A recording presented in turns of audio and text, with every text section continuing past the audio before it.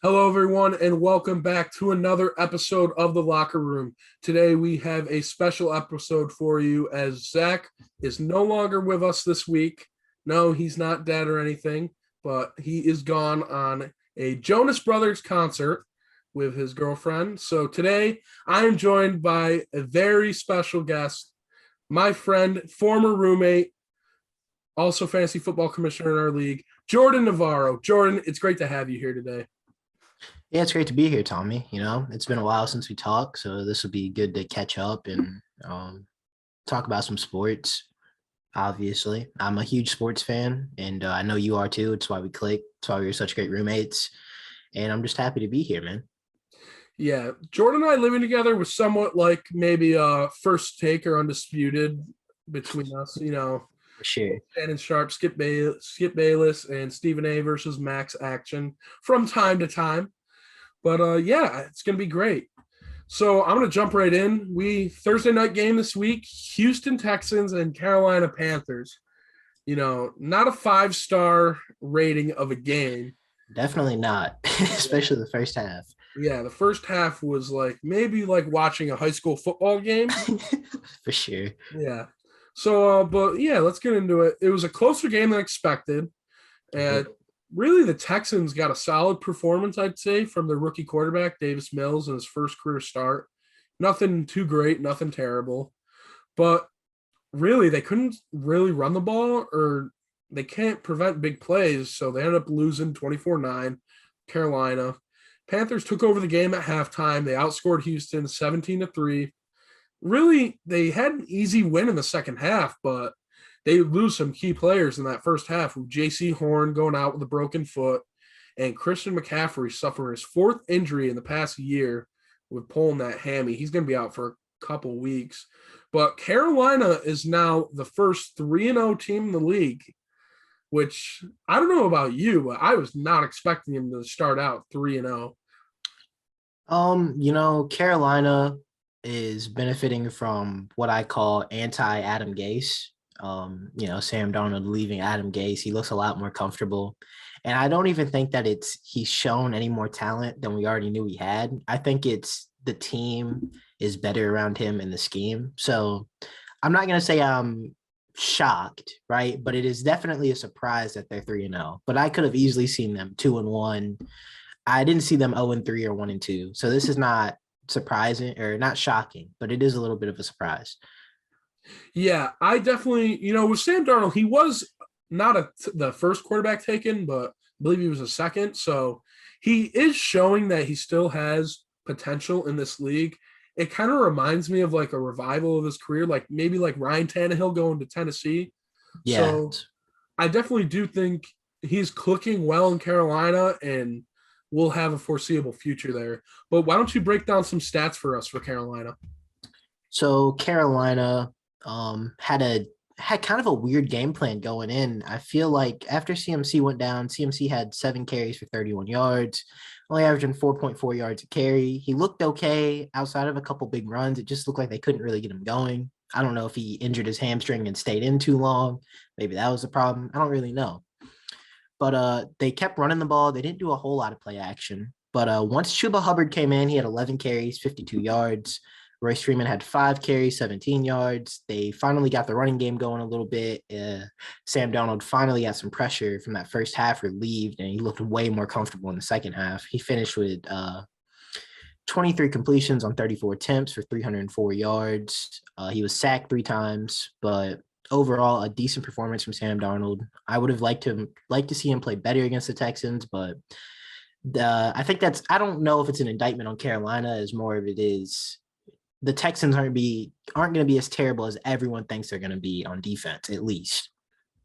DJ Moore, obviously the superstar of this game, 8 catches, 126 yards. This was a breakout game for DJ Moore. I think everyone knew he had talent, but man, he showed out tonight. Terrence Marshall had a decent game, 4 catches, 48 yards, but outside of them, really nothing spectacular. Shaq Thompson had a pretty good game. He had 2 QB hits, and Brian Burns had a really good sack. I don't know if it was in the second quarter or the third quarter, but a huge sack. on a drive that Davis Mills actually, he kind of started getting something going and they just ruined all of his momentum right there. So I think Carolina, they executed the game plan. They weren't coming in to blow them out. They did what they were supposed to do. Yeah, Carolina, going into the year, they were known to be like, will this team take the next step? Are they going to be playoffs? And I definitely think they've taken advantage of their schedule, I'll say, so far. And they took advantage of the Saints losing 8 coaches, was it, last week? Yeah, the Saints were ravaged. Yeah. So they're playing fundamental football, really, and credit to them. We'll talk about later if they can be undefeated for the first half of the year. We'll talk about their schedule a little bit. But for Houston, really, going into the year, I didn't have high expectations for Houston, after they traded away DeAndre Hopkins for David Johnson. Deshaun Watson's got that whole situation going on. I'll leave it at that. They didn't really bring in a premier coach, I'll say, and yeah, they were left. We're like, where do we go now? But for the first 3 games, I will say I've been impressed with Tyrod Taylor when he's in the game. It's unfortunate that he suffered another injury, but I've also been impressed with the defense is putting him in these competitive games. And, the second half was kind of a blowout, but that first half, they got to Darnold. So yeah. I'm impressed with how they're playing. I don't know how well they'll keep it up, but coming into the year, I had them in Jacksonville being one of the worst teams. Jacksonville's still there in my opinion, but I can definitely see the Texans at most being a little bit under 500. And that's an improvement, I think, with how they were supposed to play this year. Yeah, I think the defense is legit. I mean, obviously they don't have any superstars on it, but I think they have some solid pieces. Yeah. And then for offense, they don't have a lot of solid pieces except for Brandon Cooks. Brandon Cooks has had over 100 yards in the first 3 games now, twice. And I think whatever quarterbacks he's going to have, he's going to thrive in the system, I feel like. He's been a very underrated receiver in this league so far, but he has bounced around. He was on the Saints, he was on New England, and then he was on the Rams, and now he's in Houston. But I do think he will be a valuable wide receiver 1 option for them. But let's get into some of the stats for Houston. Davis Mills, first career start, 19 for 28, 168 yards, 6.8 average yards a throw. He did have the 1 TV, a 57.5 QBR. Overall, it was a good game for him. He didn't blow anyone away, I feel like, but he didn't play great. But he did what he needed to do as a quarterback at times. He drove the team down the field, but he did struggle as well. So I do think if Tyrod Taylor is going to be out for a little bit, it's not the worst option, but it's definitely not the best option. I do think they can win a couple games if they are without him. But like I said earlier, Brandon Cooks, Thursday night, he had 9 catches on 11 targets, 112 yards. As I said, great start to the season. And then Jordan Akins followed behind him, 4 catches, 32 yards, as well as Anthony Miller with 4 catches, 32 yards. And then the run game could not get going. The leading rusher out of the 4 running backs, I want to say they had, was Mark Ingram, and 6 carries, 21 yards. And Mark Ingram, he's a power back. I don't remember the last time where he was really shut down this well. He was a rushing leader on the team. It was just non-existent. How do you get this run game going for Houston? Because the first week they ran all over Jacksonville. And the second week it was okay. And then is Carolina's run D that good, or is it just Houston not being themselves? I mean, I think Carolina, last year people start to see like Carolina, they're kind of a legit defense. And I think it's carrying over this year. It sucks that they lost J.C. Horn. I hope he comes back healthy. They said 2 to 3 months. Hopefully it's shorter than that. But I legitimately think Carolina has a top 5 defense, especially when it comes to run defense. But on Houston's side, I mean, think about their best players, right? I think it's Brandon Cooks and, Deshaun Watson, but we're not going to get into that. He's not on the field. But legitimately, their third best player might be Laremy Tunsil. So in terms of talent, and their offensive line doesn't have much there. Um, but to me, David Culley hasn't. He's a great guy. I don't wish him bad in any way. I think the defense is definitely playing, and he's brought some energy to that team. But he hasn't shown anything innovative for this run game. And I think, it's a passing league now, but you have to, teams that pass a lot, like the Chiefs, they have an innovative run game where they can kind of run through the air. And I haven't seen that with Houston. It's like they run halfback draw 20 times a game and just kind of hope. And they don't have the talent in the interior of their offensive line to do that. So I think they got to get these guys out in space. I would like to see Philip Lindsay used way more. I think Mark Ingram's good in the red zone, but he's not going to carry you down the field anymore. I mean, he's older. David Johnson would be good in the pass game. Brandon Cooks on some jet sweeps. I feel like they have the pieces in the backfield, or if they got him in space, this could be a decent run game. And like you said with Davis Mills, he didn't really blow anyone away, but he could be a game manager. I didn't like that he was on pace to have less passing attempts than Kendall Hilton, who hadn't played QB since high school last year for Denver. So they got to figure something out there. But to get the run game going, you got to get these guys in space. The offensive line's not good enough for them to follow behind them, So Yeah, one thing, Philip Lindsay did have the most carries with 7 yards, but when he came over from Denver, he really was a solid back there. Where I want to say his first year there, he was top 5 in rushing yards for the year. Yep. And really, it was a great pickup by them. I do think it's time for them to move on with David Johnson. I do think Philip Lindsay can take over as, the passing back as well. And like you said, have Mark Ingram in the red zone. But like you said, this offensive line's not that great, and they just got to get it through the air. And I do think as time goes on, we're not going to see the run game be as bad as it was, but it's definitely not going to be that much more great.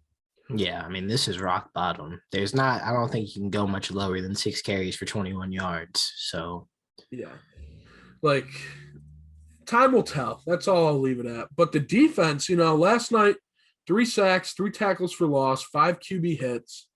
Overall, solid performance. They let up, 24 points? Not terrible. First half, they played amazing. They made Darnold fumble twice. But as a team, only 193 offensive yards, 24 minutes, 15 seconds for time of possessions, 14 first downs, but no turnovers. So they just couldn't get anything going on that offensive end. But for takeaways from this game, is Carolina going to be able to go 8-0 without Christian McCaffrey for a couple weeks? I was looking at their schedule, and it's not ridiculously hard. They definitely have some teams in there that they could definitely lose to. Let me just pull up their schedule real quick. Next week they play Dallas. I think that's a close game. Dallas can't stop anybody still, and that DeMarcus Lawrence is going to be out probably, or I think he is, right? He's out for like 8 weeks, 6 to 8 weeks. Yeah, I think he broke his foot as well. But yeah, they did move Parsons over to end, so it's going to be a shootout. We'll see. The offense is going to have to be better than they were this week for sure to beat Dallas. Philadelphia, another decently close game. I don't think Philadelphia's looked terrible at all. I think Nick Sirianni has done a great job at improving that team. Minnesota, I could see them winning just because the run defense is that good. But Kirk Cousins has looked pretty good in the passing game. But the only game that I have them for sure losing on their way to 8-0 would be a team like New England. I think New England could beat them for sure. I think New England is just so good at stopping the opposing team's best player. And to me, one of the big takeaways from this game for me was Robbie Anderson is non-existent in his offense. They just paid this guy $38 million, and he's a shadow on the field. You could see in the second half, he just gave up. He was like, man, I'm just out here doing cardio. I'm running 60-yard sprints. I'm not getting a target. He's like, why am I going to keep doing this? He was jogging. He was lazy on run plays. He did not look interested in being on the field. DJ Moore, as great as he is, if you key in on him, Sam Darnold was staring him down. He was staring a hole in him every time he dropped back. I mean, you got to do something. But definitely a team like New England could beat them, and Dallas or Philly. So I could see them going 8-0 if this offense is better than it was this week and the defense continues to be great. But I could as easily see them, this is a hot streak, and they end up like 4-4. It just really depends on how good Sam Darnold does and how good the offense does. Yeah, I definitely coming into the year, I thought Robbie Anderson was going to have a better start just because, him and Darnold, they were in New York together. They clicked. But obviously, Sam Darnold's just seeing his ghost still in Robbie Anderson. I don't know what's going on there, maybe some scheming, but definitely Robbie Anderson's really that deep threat of the team. He's one of the fastest receivers in the league. And I don't know, maybe they don't want Darnold taking the big shots down the field right now. But, well, there was an interesting stat I saw because last year with Teddy Bridgewater, they kind of reverse roles. Robbie Anderson, his average depth of target last year, I want to say was like 8.9 yards or like 8.9 to like 11 yards, something like that. And DJ Moore was getting like 15 to 16. So to me, and I know because related to fantasy football, it obviously doesn't matter in the real game, but I know people that had DJ Moore last year in fantasy football were frustrated that he wasn't getting the targets or the catches, whatever. And I was thinking about it. DJ Moore is much better in space. He's a much better underneath threat, but they had him going deep while Robbie Anderson was underneath. And that's why Robbie Anderson had 1,000 yards. He was a product of volume. Robbie Anderson is much better deep than DJ Moore to me, just because of speed and straight line speed. So I think Matt Rule kind of realized that, and he realized how explosive DJ Moore is in space. And now you have Sam Darnold, who doesn't have as good of a deep ball as Teddy Bridgewater. He might have more arm strength than Teddy. He doesn't have the touch that Teddy has. So I think he's realized, hey, I'm going to put DJ Moore underneath. He's my big playmaker. He's kind of like having him and Christian McCaffrey. We can manufacture yak yards. And I think that's why Robbie Anderson's gone missing. I think they've just kind of switched roles. I think he's in DJ Moore's role from last year. So, I mean, we'll see. They obviously need him to be more involved, but I think Terrence Marshall might end up taking his job. Yeah, Terrence Marshall had a better game than him. I know last game, but I don't know about week 2. I can't remember. I don't have the stats pulled up from week 2, but I definitely think DJ Moore is really taking over, and as expected. Yeah. I do think he could have a Pro Bowl year with Darnold. I will say that. But end up leading the league in receptions for real. Yeah. But I definitely think now Steve Smith would start him on his fantasy team. Oh, for sure. Yeah. Yeah. I just want to make that clear. Steve Smith, was there any doubt that you were going to start DJ Moore? Come on. But for next week, Carolina, they travel to Dallas, take on America's team, the Cowboys. And then the Texans, they got another tough game. They travel to upstate New York, take on the Buffalo Bills. I mean, Texans, you might be in 3 straight weeks now with a loss. That's going to be a tough game. Yeah. I don't see them winning that. Yeah, it's going to be a miracle for them to win it. That's my opinion. But let's move to the best games of last week. Top game, in my opinion, was Ravens versus Chiefs. Yes. Lamar Jackson finally did it. Big trust. Yeah, big trust. Not bad for running back, baby. He was. Yeah, that man, his back must be hurting after these 2 weeks. That's all I'm going to say about that. But the Ravens outlast the Chiefs 36-35. As we said, Lamar Jackson finally beat Patrick Mahomes and Kansas City.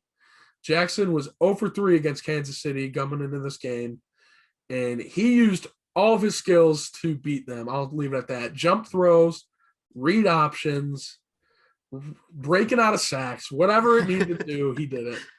But this has been widely known, I feel like now, because it's been brought up a lot, but this is Patrick Mahomes' first loss in September. I What is he gonna do, man? I don't think he'll ever recover. He has an interception in September. They picked him off. I know, he has a loss in September. He might retire. It might just be the end of the Patrick Mahomes era. He might be joining his brother on TikTok or in jail after what he did to that man. I don't know. Don't get me going about that. That poor Ravens fan. Oh my God. Yeah. He must be so distraught. I know. Like, come on, Jackson. Pouring water on a fan. Come on. He needs some more class than that. That's all. I'll leave it at that. But it's on Patrick Mahomes, though, because why is he in the general section? Patrick Mahomes can't spring for some box tickets? I think Jackson and Patrick Mahomes' wife actually like doing that because there's been instances before where, in New England, they sit right near the home fans and then like trash them. So I definitely think, Patrick's probably like, hey, take these box seats. And they're like, nah, we just want to mess with some fans right now. That's all we want. Do you know who my boyfriend is? Yeah. Do you know who my husband is? That's Patrick Mahomes out on the field. Okay. But yeah. Well, back to the game. Let's go on to the player of the game, really. Lamar Jackson. He had his ninth career 100-yard rushing game and tied Michael Vick for the most by a quarterback. The dynamic quarterback got it done twice in the end zone, flipped his way in there, really. Crazy. I'm benching him next week. That was so unnecessary. Yeah, Harbaugh was probably like, what are you doing? Yeah, what if he fumbles? There's the game right there. What if he gets hurt? I mean, they already have like 10 people on IR. So if I was Harbaugh, I would have been like, hey, I know that you're not bad for a running back at quarterback, but let's not be doing flips into the end zone. You're not Antonio Brown here. Yeah. But overall, the teams are moving up and down the field really with ease. Ravens defense stepped up, forced the Clyde Edwards-Helaire fumble late in the fourth. But some stats from the game: Lamar 18 for 26, 239 yards, 3 touchdowns total, 2 interceptions, which he did not look like he was going to have a good game to start out. Oh man, when I was sitting in my living room watching it, and I started watching, and I was like, man, I'm going to sleep. This game is going to be a blowout. Yeah, Tyrann Mathieu got that pick, the Honey Badger. We heard all about it. Proclaimed himself the best in the world. Yeah. But Mahomes, he had a solid game, even though he lost his first game in September. Yeah, I mean, man, damn, only 343 yards and 3 touchdowns. I mean, Jesus.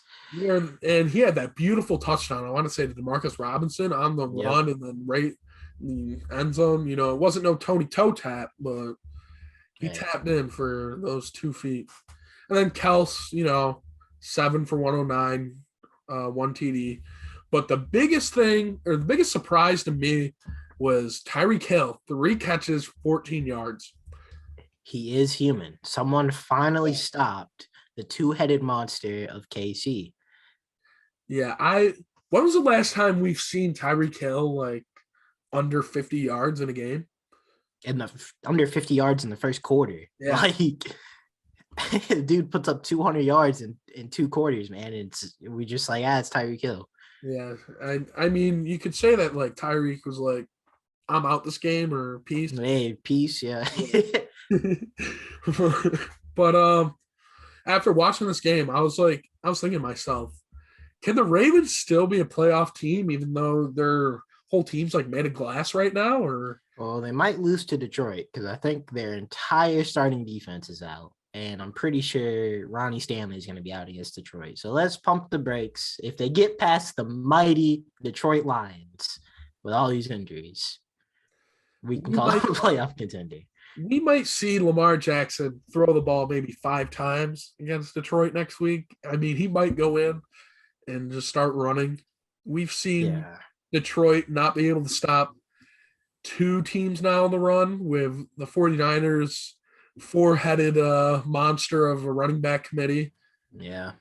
And then Aaron Jones just dominated really on the ground. RIP.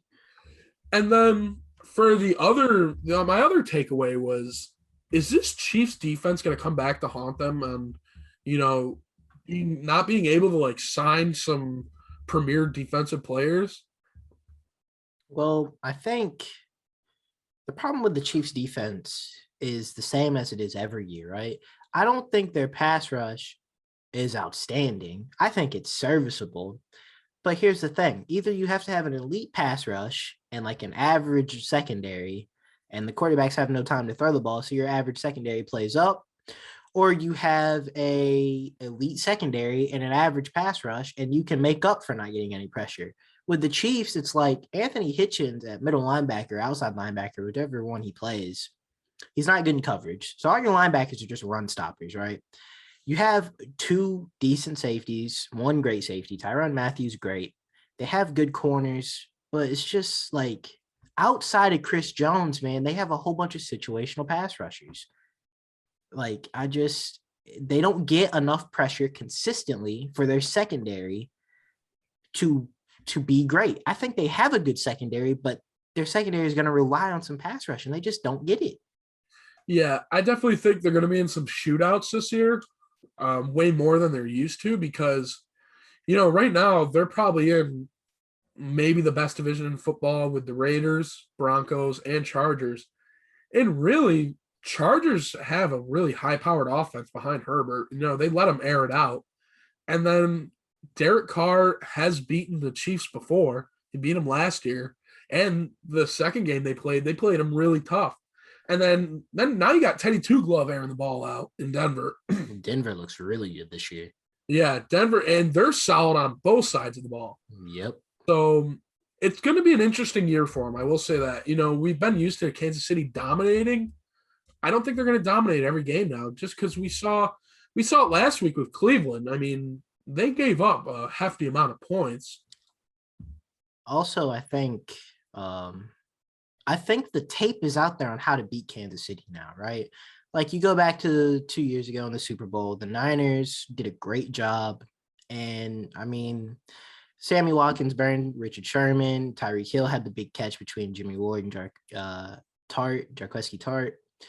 The tape is out there, though, on how to beat them. Tampa Bay did it. Granted, the whole offensive line was injured. Patrick Mahomes did whatever he could, but they were dominated. These guys, it's a Super Bowl roster, so you can't use the excuse that your whole offensive line is out, because those guys should be able to step up in the biggest game of their lives and produce. Below average pass protection would have maybe kept them in that game and given them a chance to win. He had no pass protection. It was like a high school team was on the field. So, but the tape is out there, man. You're obviously not going to stop both Tyreek Hill and Travis Kelce. And I think it's the greatest lie told by the NFL. They have two weapons. Clyde Edwards-Helaire looks terrible. The team doesn't have to run the ball because Patrick Mahomes is that special at throwing the ball that they can run through the air. Clyde Edwards-Helaire averaged 3.5 yards a carry in this game. Baltimore has a great run defense, granted, but he hasn't looked good in the other two games either. Or the other game either. And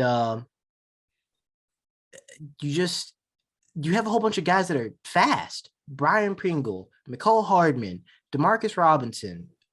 These guys they're track athletes who play football. They're running Tyreek Hill. verticals. Yes. Tyreek Hill is a football player who has track speed. So Tyreek Hill is a top 3 receiver in the league. Those other 3 clones of him that they have behind him, you don't have to worry about them. I would double Tyreek Hill, and if Byron Pringle puts up 150 yards on me, then so be it. But I'm not letting Tyreek Hill beat me. And that's what Baltimore said. Baltimore said, all right, he's not beating us deep. Travis Kelce can eat underneath all day because we know they can't run the ball. And they put pressure on the Y receivers and the Z receivers, and they weren't able to step up and get open enough to let Kansas City blow this game out. And the defense let them down as well. So I think the tape is out there, man. They're still the team to beat in the AFC, obviously, but the tape is out there. Yeah. With that said, you'd rather have shut down Hill than try to shut down Kels? I just think Kelce is such a mismatch. Just think about the linebackers that can cover him, really. Yeah. Like, there might be 2 or 3. Fred Warner, that's the only one that comes to mind. Darius Leonard, maybe. You bring a safety down. Well, now you're having to play single high unless you want 3 safeties on the field, which no one wants that. play single high safety, Tyreek Hill's going to have 250 yards on you. So I just think out of the two, you have to live with Kelsey having a Kelsey game. You just can't let Tyreek Hill beat you. Yeah, I definitely, like you said, the tape's out there. I think, we've seen Kansas City dominate the past couple of years. I think this year it's going to be more competitive games for them. But let's move on to another AFC West team. Chargers versus Cowboys. Another thriller of a game. I thought it was going to be high-powered offenses, really. Yeah. But it wasn't as offensive as it was, but there was still some offense in it. But America's team, how about them Cowboys? How about them Cowboys? Yeah. Michael Irvin was probably thrilled watching this one. I wish I saw that First Take episode the day after. But behind Greg the Legatron, hitting a field goal to win the game, 20-17, 57 yards. The Cowboys had a more balanced offensive attack than usual, I thought. Dak Prescott dropped back for 59 times the first week. Mm-hmm. You don't see that a lot from a quarterback on any team. I'll leave it at that. But Tony Pollard had 109 yards on 13 carries, third 100-yard game of his career. Zeke, he ate still. He got it in there. 16 carries, 73 yards. Dallas jumped out to a 14-3 lead early on in the second quarter behind Pollard and Elliott, 2 rushing touchdowns. And then the Chargers, they closed it up a little bit. Mike Williams, 12-yard TD, who's been phenomenal for them so far this year. We'll talk about that later. And then Herbert had his 10th 300-yard game or 300-plus yard game for the Chargers, which for the amount of time he's been in the league, this kid's going to be really good for years to come. Yes. But for Chargers, turnovers and penalties, I couldn't believe the amount of penalties they racked up in this game. Yeah, Brandon Staley's going to have a heart attack. If he didn't know the stats on game day, we're filming this on Friday, or Saturday, so they're going to know. He knows by now how many penalties they had. I'm sure he knew during the game. But Jesus, man, it was like Herbert would finally get the drive started, and then the offensive line or someone on the offense would just be like, hey, man, how about we go back 15 or 20 yards and do it again? And someone just kept hitting the reset button on their offense. And it was just, Herbert had a good game. 338 yards is just a product of him having to pass the ball so much, I think.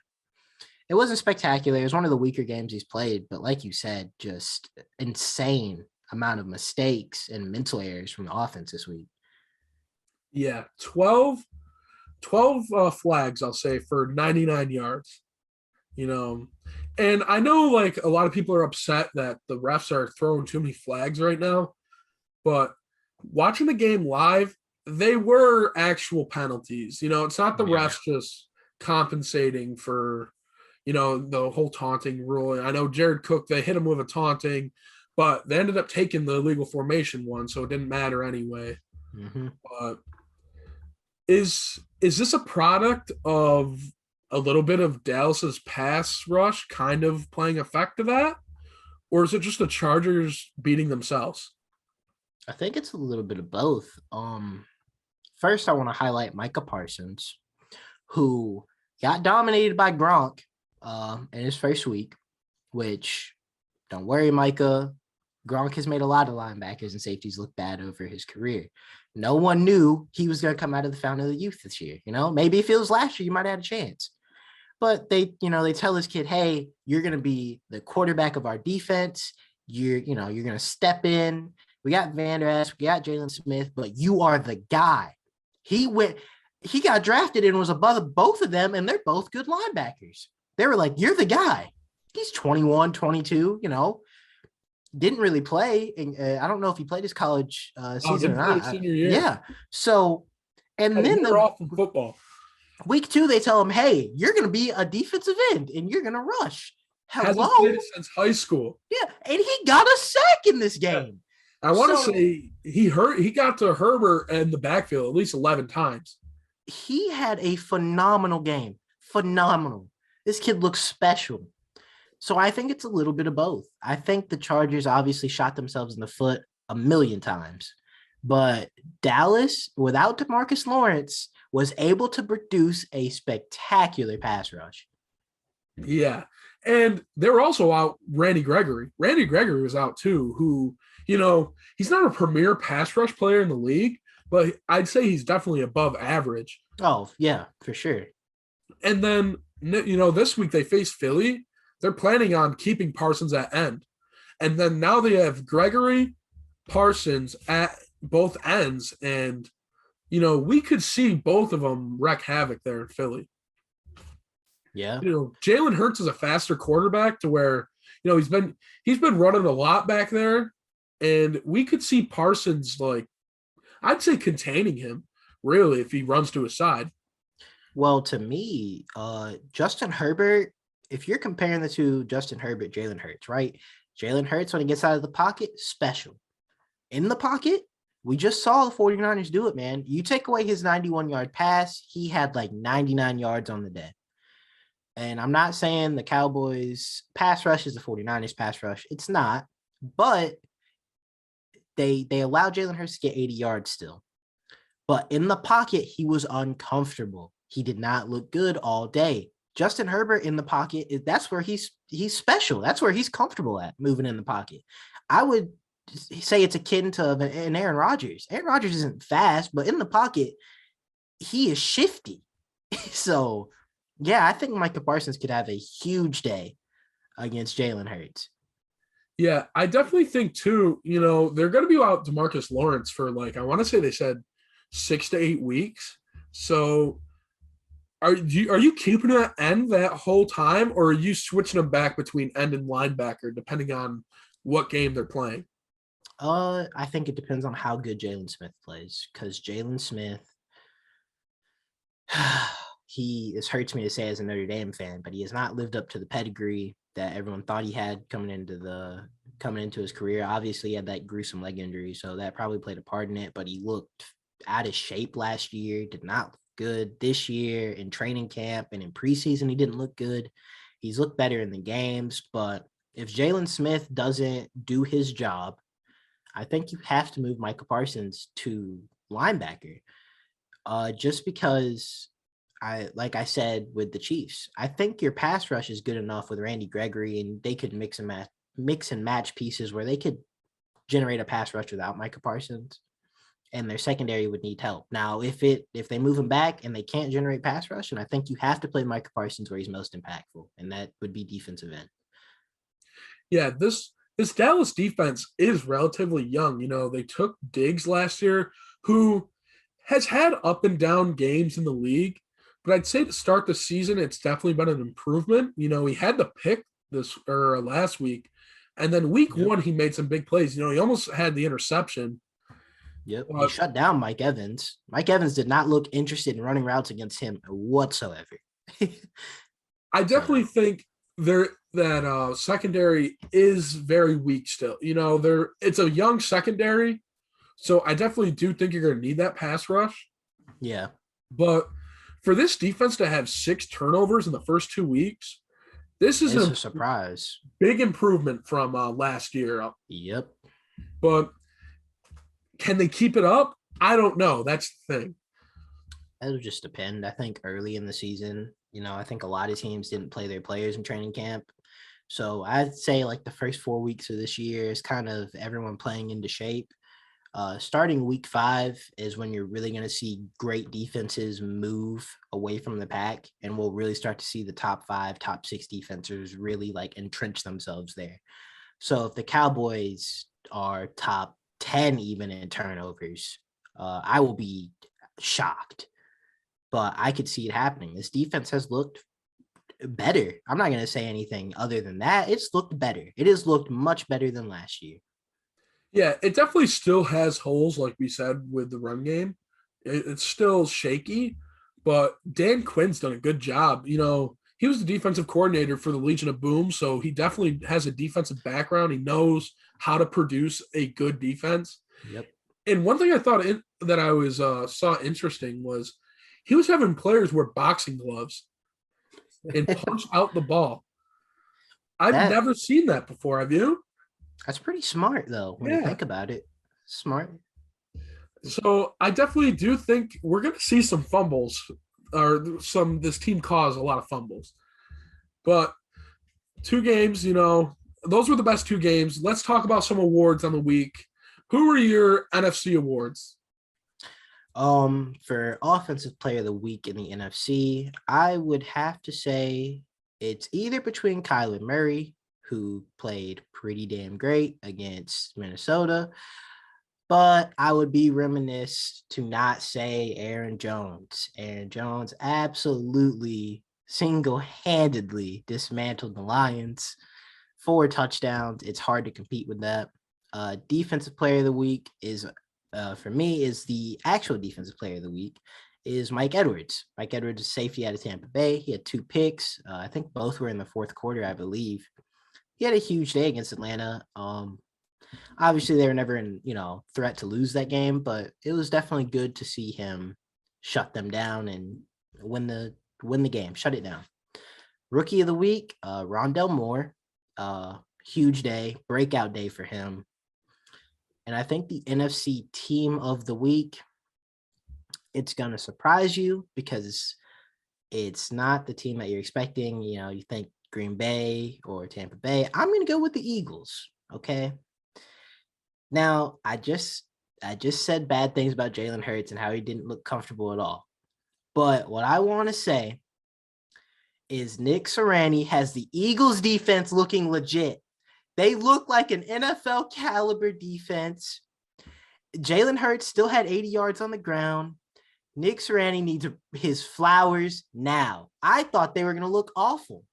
So as a Niners fan, for them to keep that game as close as it was and have me sweating bullets, that team played a whole lot better than I expected them to. So congratulations to Nick Sirianni. I think they could end up being 500 this year, even better. They might make a run at the division, depending on how good Jalen Hurts plays.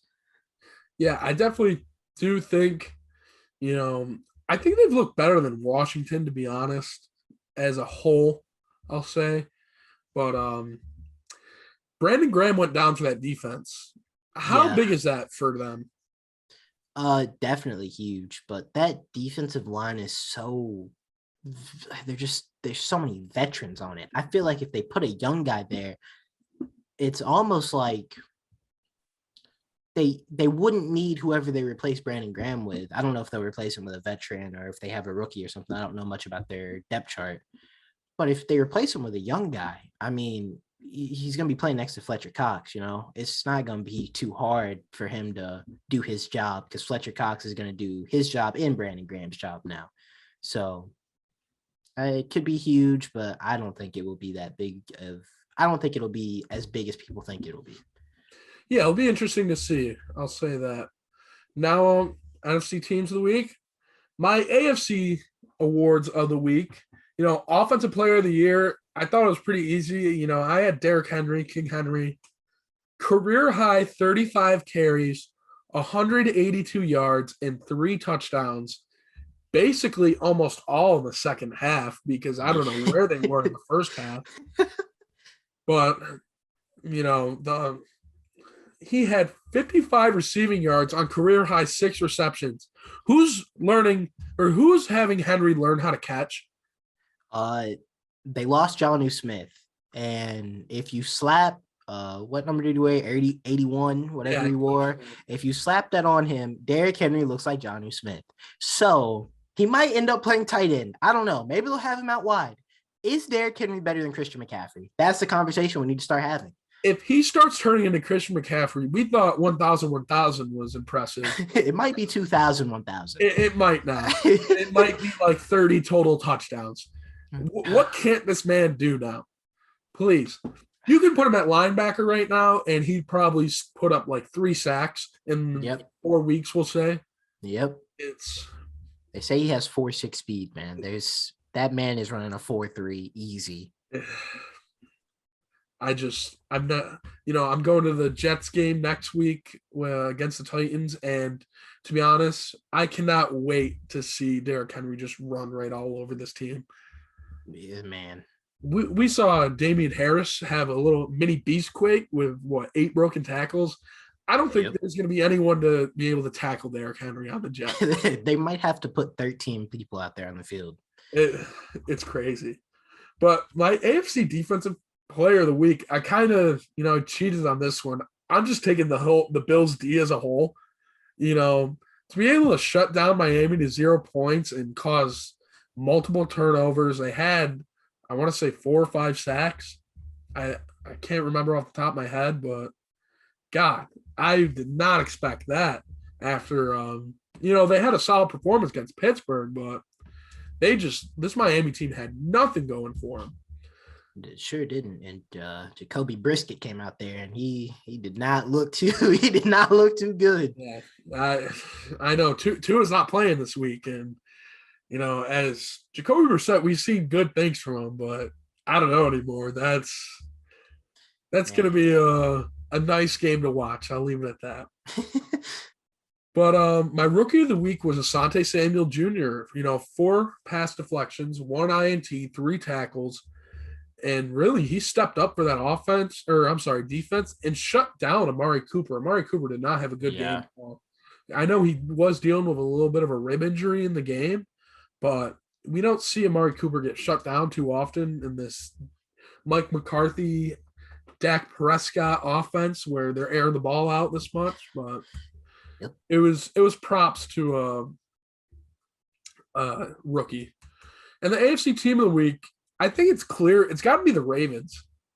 Earning that first win of the season, Lamar Jackson putting the team on his back, getting his first win against Kansas City. They got over the hump this week. You don't see a team that injured go out and beat the Chiefs. And man, I'm so happy some coach finally had the guts to say we are not punting the ball back to Patrick Mahomes with a minute left. He went out there and said, Lamar, it's 4th and 1. Can you get a yard? And Lamar Jackson said, I got you, coach. Big trust. And went out there, got them a yard, won the game. More teams should do this, man. Why punt and put that pressure on your defense? You're not playing Jacoby Brissett. You're not playing Tua. You're playing Patrick Mahomes. Patrick Mahomes with a minute left. And here's the thing. A minute left, you punt, they're on the 50, we'll say, give or take. It was more, they're on their side of the field, but like the 50. They have a minute. They had maybe one timeout, or did they might not even have a timeout. They had a timeout, I want to say. It was going to be easy for them to get in field goal range at least, right? Because you're going to be playing soft coverage. You don't want them to beat you. And Travis Kelce was already killing you underneath. So thank God for John Harbaugh having some balls. And let's hope more coaches follow suit. You do not punt the ball to Tom Brady or Patrick Mahomes or Aaron Rodgers. You don't do it. You just don't. You're signing your death certificate. Harbaugh's a great coach, and we usually see him go for 4th and 1 throughout the whole game. We see it in the first quarter at so I'm shocked there was any doubt they were gonna not go for 4th and 1, but I was shocked at how poorly Kansas City defended that. Like, they just didn't expect him to snap the ball. But they're like, Lamar Jackson's gonna run it? What? Yeah, kudos to Lamar for getting up there fast and saying, hey man, they're not ready for this. Snap this thing. Impressive win for the team. For sure. With that said, week 2 is behind us now. Let's go on to our week 3 Sunday picks. We got some good matchups this week throughout the whole board. So I'm going to start off. New Orleans versus New England. Is it going to be famous Jameis, or is it going to be crab legs? Who's going to step on the field for New Orleans? And I am going to pick Bill Belichick and that pesky New England defense, because they're going to key in on Alvin Kamara. And Jameis Winston's going to drop back a lot in this game because Alvin Kamara ain't going to be there for you. So, New England. Yeah, this was a toss-up for me because I've had my hopes get up from New England the past couple of years, and I've been let down. But this Patriots run defense has been shaky, and the they had the Jets have 152 yards on them on the ground. The Jets, come on. Well, I think, obviously it's not a good look. You don't want it. But to be fair, Robert Saleh, his offensive coordinator, comes from San Francisco with him. They run a similar scheme. That's why Tevin Coleman has a job. So, and also they keyed in on Corey Davis. I mean, Corey Davis was non-existent. They took away Zach Wilson's best player, and Zach Wilson said, "Hey, man, I'm no longer in BYU." So it's not very Mormon of New England to go out there and have him intercepted 4 times. So I think they're going to take away Alvin Kamara. I think they're going to load the box a lot. They will get nowhere close to 152 yards. Nowhere close. Yeah, Alvin Kamara last week had 8 carries for 5 yards. I think I've never seen that before. But for me, I'm going with New England with this pick. What put me over the top is this New Orleans defense has a lot of injuries, and I don't see him putting pressure on Mac Jones. Mac Jones has looked great with the pressure he's getting. He's not forcing that deep ball. Yep. I think this week we might be able to see a little bit of the deep ball if there's no pressure on him. Yeah, I just think Bill Belichick pretty much said, "Hey, man, just don't turn the ball over." And Mac Jones said, "All right, Nick Saban, I can do that. I cannot turn the ball over for you." I got you. He's been running those plays for months now in the backyard. So next game, Washington football team versus the Buffalo Bills. This is going to be an ugly one. As a Terry McLaurin fantasy owner, I'm very concerned. Tre'Davious White, please go easy. If Buffalo has the pass rush and the pressure that they had against Miami on poor Taylor Heineke, this one is going to get ugly fast. But if Washington is able to contain that pass rush, give Taylor Heineke some time, Antonio Gibson has looked phenomenal this season. He was a wide receiver in college. Somehow they still think J.D. McKissick is a better catcher of the football than him. I don't really know how that's possible. I think they need to just give Antonio Gibson the full amount of work, let him be special. I think him, McLaurin, and Thomas can keep this game close. So I'm still going to take Buffalo, but I will not be surprised if this is a blowout for Buffalo. I will not be surprised if this is a 3-point game for Buffalo. I'll keep it at that. Yeah, I'm agreeing with you here. I got the Bills winning, but the Bills have had a hard time getting the offense going, really. For sure. I've not been impressed with this offense. They did put up 30-something points last week, but it wasn't really Josh Allen doing it, though. I mean, it was the defense putting them in a great position. So, yep. And I do think if they're going to win, it's going to be I think they're going to put some pressure on Washington's defense, and their secondary is going to step up. Terry McLaurin's nothing to play around with. We've seen him get the job done with multiple QBs now, and he still is getting out there and getting his catches and yards.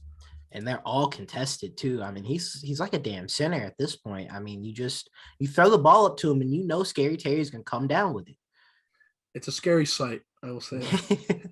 But does Josh Allen get it going this week? Washington has a great pass rush. Their front seven is maybe the best in football. I'll go ahead and say this. The run game that everyone thinks Buffalo now has, that is a mirage, people. Buffalo does not have a run game. Devin Singletary and Zach Moss are not good running backs. Washington is not going to allow them to run the ball. So Josh Allen either has no choice but to play like an MVP, or this game is going to be a lot closer than people think it might be. So I think he has no choice but to get it going. I think the game plan coming in, I think the coach, Sean McDermott, is saying, "Hey, Josh, let's see that arm." Yeah, it's kind of time for you to stop playing like trash. Yeah. So I think Josh Allen will get it right this week. I definitely think it will be one of the better 1:00 games. For sure. Next game, Bears-Browns. This will be Justin Fields coming out party, maybe. The Browns are missing Jarvis Landry. We all know the struggles. It's well documented that Odell and Baker have not played well together when they've been on the field. I'm gonna take Cleveland just because of experience and pedigree, and it's a nasty defense to play against in your first career start. But I'm going to be honest, if Justin Fields came out here and looked phenomenal and led a surprise upset, would I be surprised? Yeah, I would be surprised, but I mean, they drafted him in the top 10, right? Or I think he's the 11th pick. So, I mean, he has the pedigree to get the job done, is all I'm saying. He could look like the best rookie so far for a quarterback. Yeah. And he has something that Andy Dalton and Mitch Trubisky didn't have, and that is legs. He can move, and this Bears offensive line is not too great. So being able to move, I think if Matt Nagy doesn't overthink the offense and just, bootlegs, kind of runs it like Minnesota and how Cleveland run their offense, I think this could be a decent game for them. But I'm going to take Cleveland in a pretty convincing win, but I wouldn't be shocked if Justin Fields looks better than everyone expects him to. Yeah, I'm going with Cleveland too, and they're really throwing Fields right in the fire in this game. Yeah. He came in against the Bengals. He didn't look great. No. He threw the pick, and he wasn't really getting the ball downfield. Yeah, for a game where they had 3 picks, that game was entirely too close. Yeah, it was not a good showing, I thought. I don't think we'll see that this week. We'll see a solid start at worst, I'll say. Yeah. But I think that Browns offense, I think OBJ's back, but I do think Austin Hooper and David Njoku have been really solid for them. Yeah. And then, they still have Kareem Hunt and Nick Chubb. I do think Kareem Hunt's going to have a big game just because we're going to see him kind of be a receiver, really. Yeah, I was thinking the same thing. I think they'll have to use him out wide. Yeah. And, Jarvis Landry, he's kind of been Baker's favorite target since he's been there. And like you said, Odell and him haven't clicked. And Odell's coming off a knee injury. The first week back, I don't see him having a huge game, especially against Chicago. The only way I think that could happen is if for the last 2 weeks they were just keeping him off the field for no specific reason other than they actually buy into Baker playing worse with him. And I don't even think it's that. I think it's, Kevin Stefanski was trying to lock in the offense a couple, 2 years ago and last year. And Odell was supposed to be the over-the-top guy who opens up everything underneath, and he just never really got a chance to click with Baker through like 8 or 9 games. He kept on getting injured. So I think it's Odell, you're getting what Odell, you should expect what Odell is going to give you is an Odell-like performance if he's fully healthy. But like you said, coming off a knee injury, 5 catches, 60 yards would be a decent game for him. So, yeah, I'm not expecting too much. Just like I'm not expecting much from the Lions in this Ravens-Lions. But like you said earlier, the Ravens are banged up. But I don't know about this Lions run D. I still don't think they're going to be able to shut down Lamar in the, 5-headed 2017 backfield? Tyson Williams has he's second in yards per carry. The dude cannot hold on to the football. He's fumbled, I think, twice already, so he needs to fix that. But Latavius Murray looks like Latavius Murray. He gets 4 yards and he falls down. So 4 yards carry from Latavius, like 5.6 to 6.2 from Tyson Williams. You add in Lamar Jackson. This seems like it's going to be a Baltimore victory. But kudos to Dan Campbell for making Detroit look like an NFL team, because I thought they were going to look like a D2 college. Yeah, Dan Campbell, he was an interim head coach in Miami years back now. He went to New Orleans. He's under a Sean Payton coaching system, and I definitely think he's done a wonderful job with Detroit.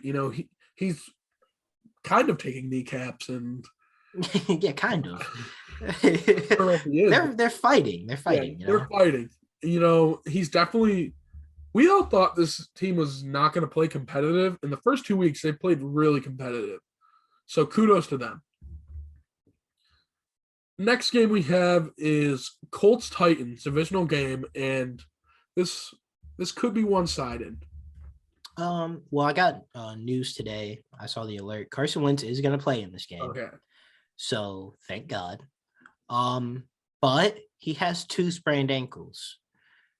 Now, I don't know the severity of each ankle, but I'm assuming one of them is probably a little worse than the other. So it really depends on which leg is his good leg. If it's his back foot, maybe he looks better. But here's the silver lining here. Tennessee signed Bud Dupree, and this pass rush is supposed to be good now, yada, yada, yada. They've looked terrible. Tennessee figured, hey, we have a top 3 offense in the league. We added Julio. That's it. They ignored the entire defensive side of the ball. They still can't stop anybody. So maybe Carson Wentz will have time in the pocket. They have Quentin Nelson. They have a top 5 O-line. If Jonathan Taylor can get it going against his suspect defense, the Colts can stay competitive in this game. Obviously, it's a divisional game, so it's going to be closer already just off of that fact. I'm still going to take Tennessee, but I think this is going to be the closest game this week. I'm going to take Tennessee. I'm going to give a score prediction for this one. I'm going to take Tennessee 27-24. Ooh, close one. I want to know, how do you walk with 2 sprained ankles? Like, I think they're going to wheel him in on a wheelchair, and then he's going to walk on the field and figure it out from there. You're like, here you go, Carson. Go get us a win. But I also do have Tennessee winning this one. At the time, I didn't know if Carson Wentz was starting or not. But with Carson Wentz in, I do think it'll be a close game. And I do think you'll see A.J. Brown and Julio Jones have good games because the Colts have not been able to stop the pass at all. Nope. So, A.J. Brown, he needs a good game now. He hasn't. I know. He's on my fantasy team. I hope he has a good game. The man had like 4 drops last week. I was like, man, I could go out here and catch some of these passes. His own family was making fun of him for the drop passes. That's how bad it's got. So, but I do think Tennessee's offense will just be too much just because that defense, they do have to go against a 3-headed monster of A.J. Brown, Julio, and then Derrick Henry, who can somewhat catch passes now. So, and everyone's like, oh, Derrick Henry, only 2 quarters he's looked good. I don't care. Last week, they were down. A.J. Brown was dropping passes. Julio was getting 1 spike on the out of bounds marker, not catching touchdowns, whatever, ref, whatever. And they said in halftime, Mike Vrabel was like, hey, I guess we're going to run the ball. And Derrick Henry was like, are you sure, coach? Like, we're down. We should be passing. And they're like, no, Derrick, you are going to carry us in this game. And he said, all right, get on my back.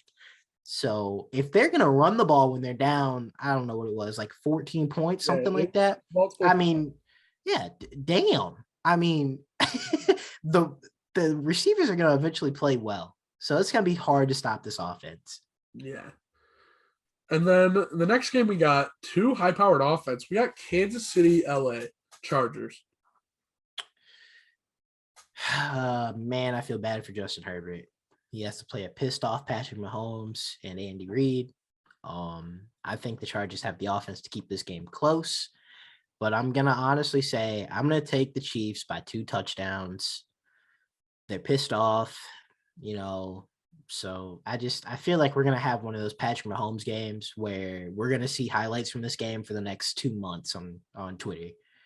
Yeah, I was looking at this. I'm like, wow, the Chargers have looked really well. They beat them, or they went to overtime last year. They're clicking. And then they faced Kansas City off a loss. So it's like, oh, well, I don't see Kansas City losing 2 games in a row. Nope. I think just Kansas City's going to dominate. And then the next game we have is Atlanta and the New York Giants. For the 7 people who are going to watch this game in New York State, and there's probably going to be 4 Atlanta fans. One of them is We're already watching Hawks highlights from last year. So for you guys, my prediction is hopefully a draw because America loses. If you're watching this game, you need to. I would rather read a book in a language I didn't know. But I'll take the Giants just because Atlanta continues to look god awful on the defensive side of the ball. And Danny Dimes looks like Lamar Jackson. So I'll take the Giants. I'll take the Giants in a bore fest. I'm also going to take the Giants. I do think both teams are going to put up some points, and Atlanta doesn't have a pass defense really. And the Giants, they do have a solid defense. Yeah, they have a good secondary. Yeah, James Bradbury is a solid corner. But I don't trust Daniel Jones. Daniel Jones looks like he has olive oil on his hands whenever he gets a snap. He did not fumble last week, though, and against a much better front seven than Atlanta has. So, is that the first time in two years and 2 games? Maybe. I don't know that. I don't have the exact stats on that, but he didn't fumble. So maybe he's turned the new leaf. Maybe. I hope so, just because, Kenny Golladay was getting pissed. Kenny Golladay was lighting into him, and Daniel Jones was like, I'm sorry. I don't know what you want me to do. Kenny Golladay said he was not yelling at Daniel Jones. He said he was yelling at the offensive coordinator. So he was using Daniel Jones. Was Daniel Jones just in his direction? Yeah, Daniel Jones was like the mediator between the two. He was yelling at Daniel Jones, and then Daniel Jones was yelling at the offensive coordinator. So, he's just don't shoot the messenger, man. Okay. I mean, maybe they'll get a couple touchdown connections this week. Probably not. Kenny Golladay, you went to the wrong team, bud. Danny Dimes does not throw dimes, whether you like it or not. Slayton sometimes. Darius Slayton can't catch. So, and Kenny Golladay is not as fast as Darius Slayton. It's the Sterling Shepard show. Who would have known that they would go to 3rd and 15 6 times, and they would throw it to Sterling Shepard for 7 yards. He would run 4, fall down, and they would punt the ball. That's the Giants offense. There you go.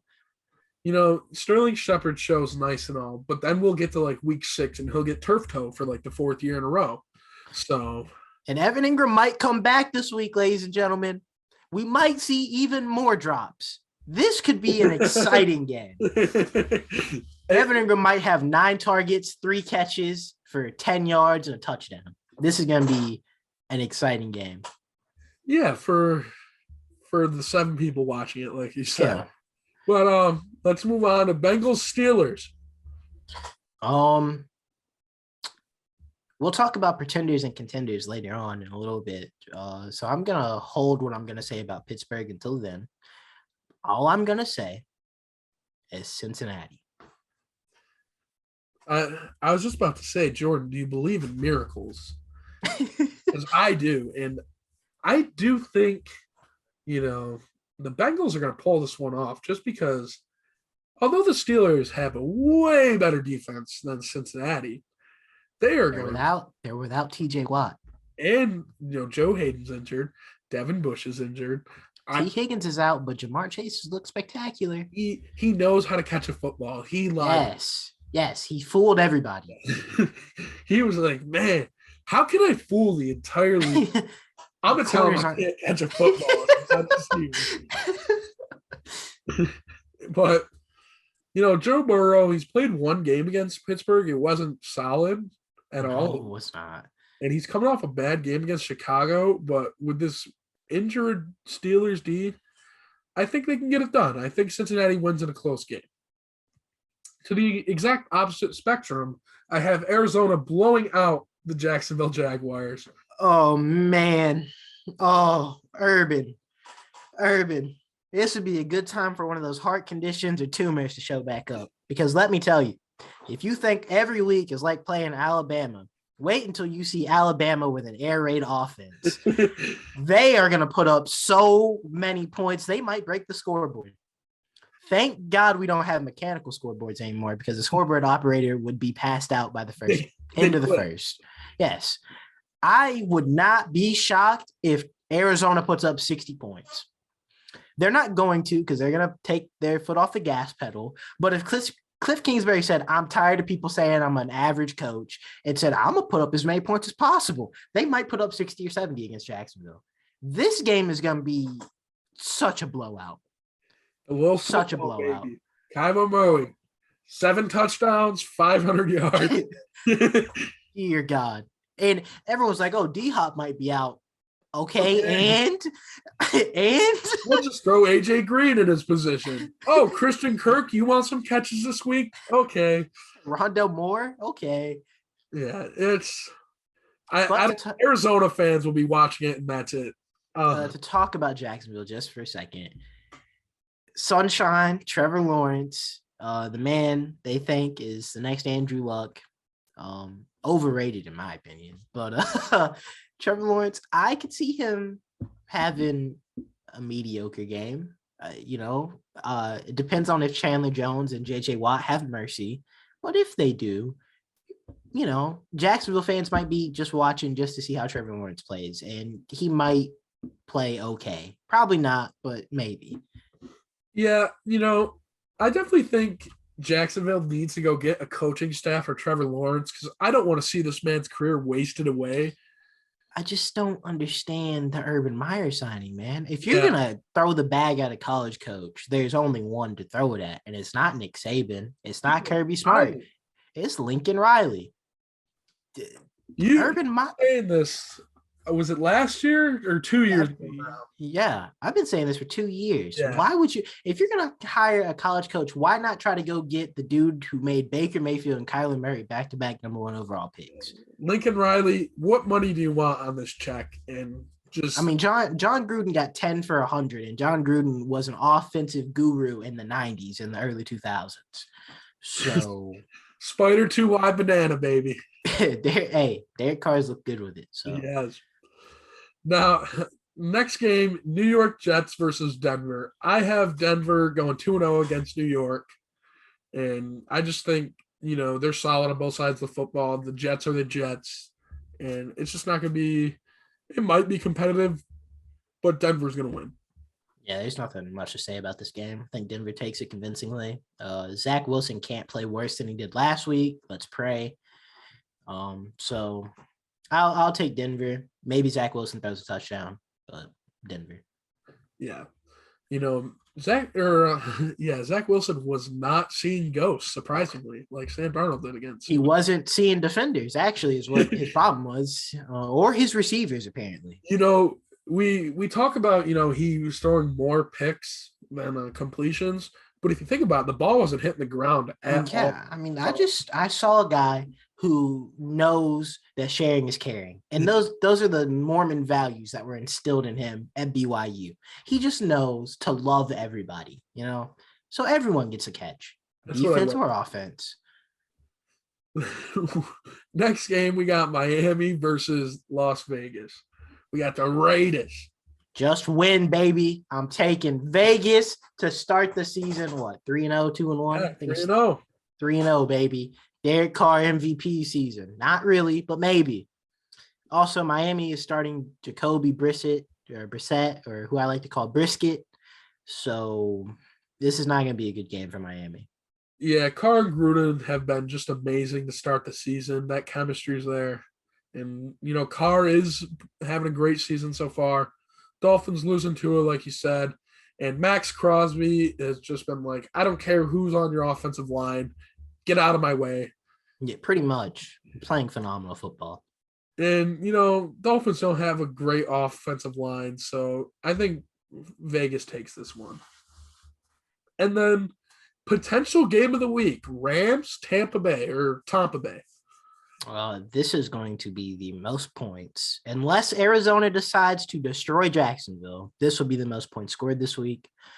I only say that because, first off, Rams are not going to be able to run the ball. I don't know why they would start Darrell Henderson with the rib injury he has against this defensive front that seemingly turns every running back into dust. But the back half of their secondary is rough. They're dealing with a lot of injuries. Matt Stafford has looked very comfortable throwing to actual receivers and having an actual coach who knows how to use his arm talent. So I'm going to say both of these teams put up 24 plus points. I'll take the Rams because I think this is going to be the big game for Stafford where he shows that this is legit. But I mean, it's Tom Brady. So I know by saying that I'm betting against him. And every time I bet against Tom Brady, he destroys my hopes and dreams. So it's not going to be shocking if Tampa Bay wins this. Antonio Brown's sitting out this game, which I'm really sad about. Just because, Antonio Brown, I think, would have played great against this team. Just because, Jalen Ramsey, I think, is going to cover either Godwin or Mike Evans. It's whatever one Brady. I think it's like, which one's Brady throwing to start the game? Yeah. And AB would have thrived. But with that said, I'm taking the TB12 method for this one. I think the Bucs, they just have too many playmakers on offense. Gronk looks like he's 27 again, running drag routes. Yeah. And Mike Evans, he was MIA week 1. I don't know where he went, but he's back now. And Godwin's Godwin, he's healthy. And then who knows? Maybe they'll have Giovanni Bernard in the backfield catching passes because I know it's not Ronald Jones. I don't think either team is going to be able to run the ball very effectively. So this will definitely be a pass-heavy game. Both quarterbacks should have 30-plus pass attempts. It'll be an interesting game to watch. I'm glad it's game of the week. I'll say that. Next game we got, and it could be another shootout. We got Seattle, Minnesota. I can see this game being a shootout for sure. It depends on one thing and one thing only. If Dalvin Cook plays, this Minnesota offense goes, they keep up with Seattle. If Dalvin Cook does not play, everyone loves to say Alexander Mattison steps up when Dalvin Cook goes down and plays good. He really doesn't. And I know Seattle's defense is not good, but I don't think this Minnesota run game is a product of the coaching staff. It is a product of Dalvin Cook being Dalvin Cook.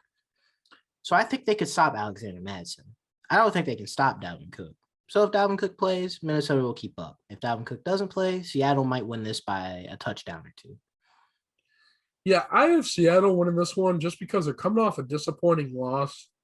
And Russell Wilson, he already wasn't happy in the offseason.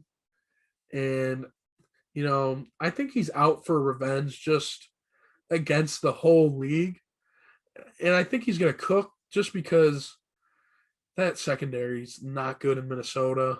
And they got Tyler Lockett and DK Metcalf to worry about.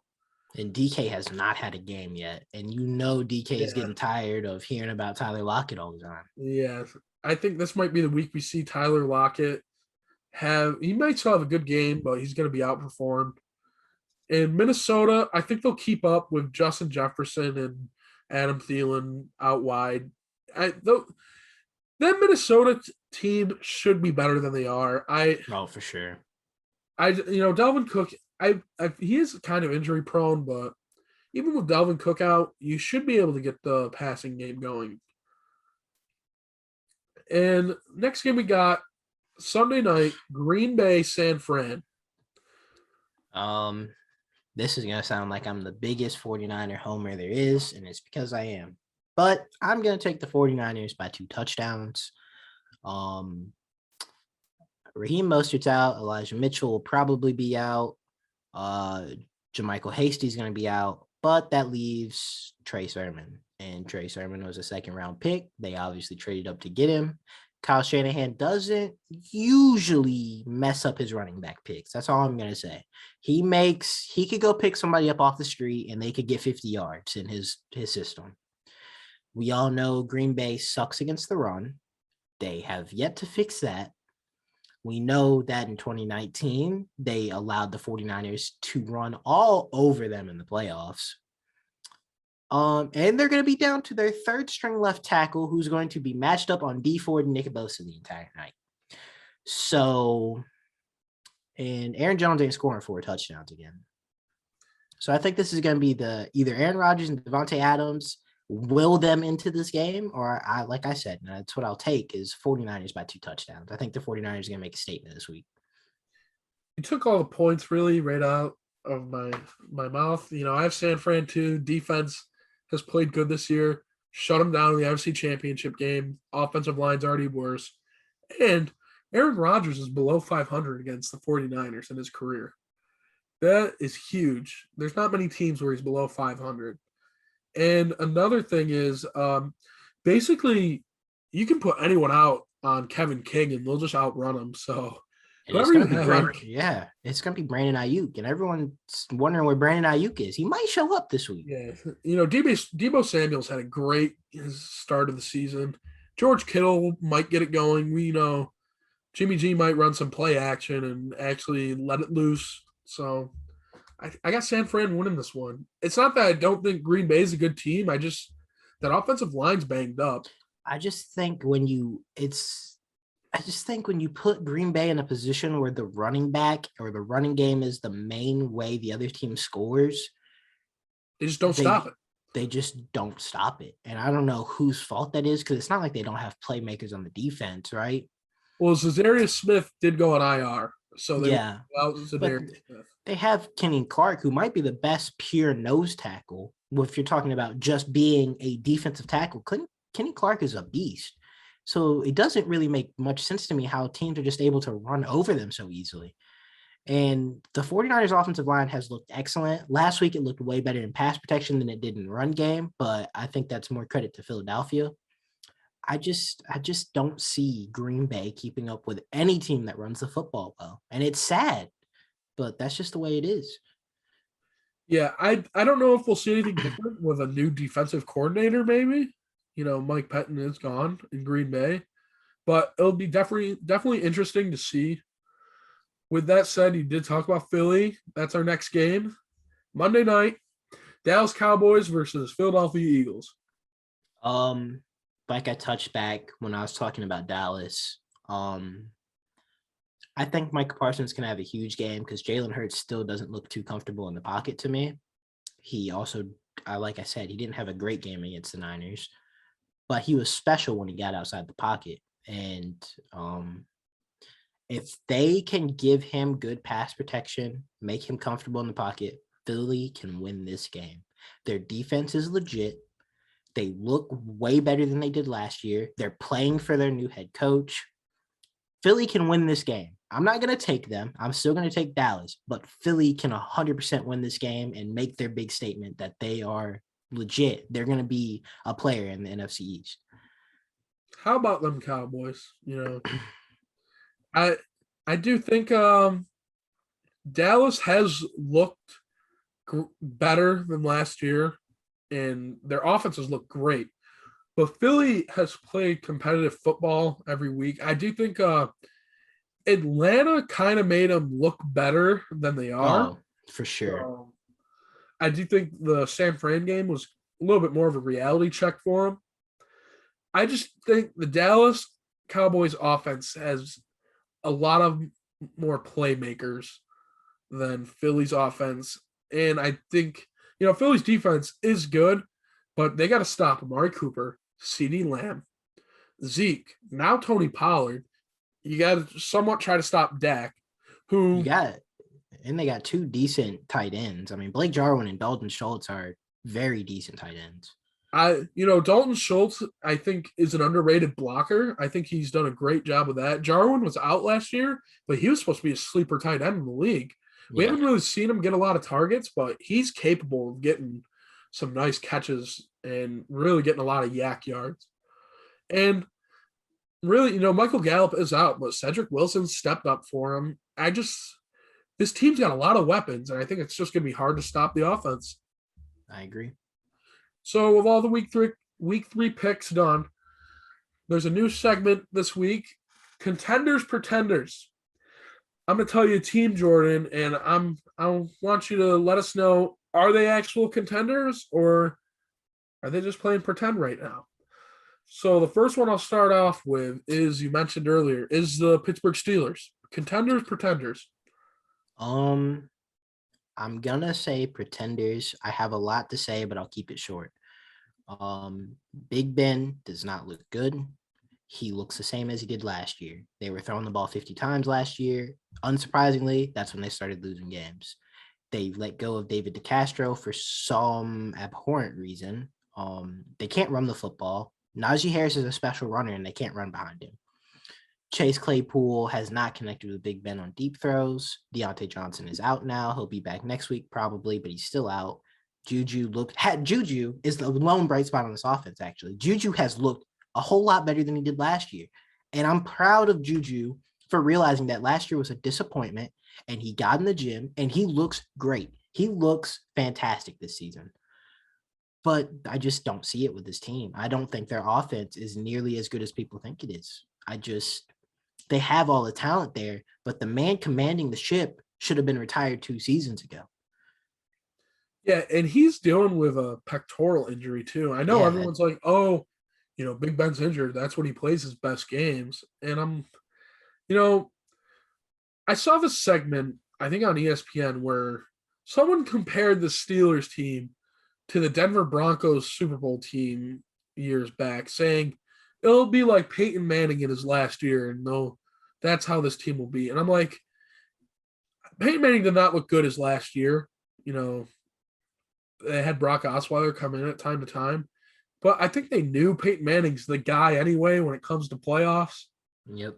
And for me, Big Ben, I don't think he's that guy anymore. I don't even think he can keep. It's one thing to be a game manager that late, right? Peyton Manning was so smart up here. He wasn't going to make a mistake that's going to cost his team the game. I don't know if you watched their last week. I did, because I have Claypool on my fantasy team.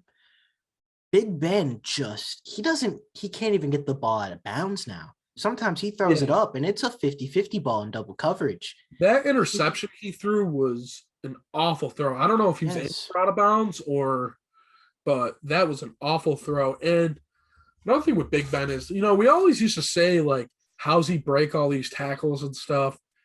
He looks slower than death in that pocket. He falls down slow. Yeah. That's how slow he is. So I do think this might be Big Ben's last year. And it needed to be last year. So praying for the Steelers franchise it is. Yeah, I think it might be time to start either Dwayne Haskins or Mason Rudolph a couple games, depending on how Big Ben plays. I get he's a franchise legend. He's one of the best quarterbacks of his generation. But this defense, if everyone wants to compare it to Denver, this defense is legit. They're good. I don't think they're nearly as good as they were last year, but they're good. And you can't waste a year of this defense. Look at what the Bears wasted good couple seasons out of that monster Midway's defense. A little back. Because they didn't have a quarterback. And now Justin Fields comes in, and the Bears defense is not what it was. So. Yeah, the Bears defense is taking a step down, I will say. But the Steelers team, I don't know. Before Baltimore had everyone get injured, I had the Steelers as number 3 for this division. I have Cleveland winning the division just because I think they're the best on both sides of the football. I agree. But maybe Steelers can squeak in for a wild card. I don't know. I don't even know if with all the injuries, the Ravens are worse. To be honest, I think they might be just as good because it's not like there's a lot of long-term injuries on the defense. It's just a whole lot of guys got injured for a couple weeks, and I think they'll be fine in the long run. In their run game, it's almost to Kyle Shanahan levels of how elite that offensive line is. You can put anybody back there, and they will produce. Yeah. And like you said, too, Steelers, their offensive line is non-existent, really. I just don't get how – it was almost just like they said, all right, Big Ben, this is your final run. We're not going to invest a lot of capital into the offense and improving it. We drafted Najee Harris to try to run the ball. Here you go. But my thing is, when Le'Veon Bell had all those great seasons, was it really Le'Veon? Le'Veon was special, of course, but that offensive line allowed him to be that patient and wait. That offensive line was elite. It's not the same offensive line anymore, and I'm tired of them trying to pretend that it is. Yeah, it's definitely going to be interesting to watch them this year. I don't know. I think most of their games are going to be 50-50 just because how that offense is. Yep. With that said, the next team, the Las Vegas Raiders. To be determined. I think every season this happens, at least while John Gruden has been there. They win a big game in prime time. Everyone wants to say the Raiders are back.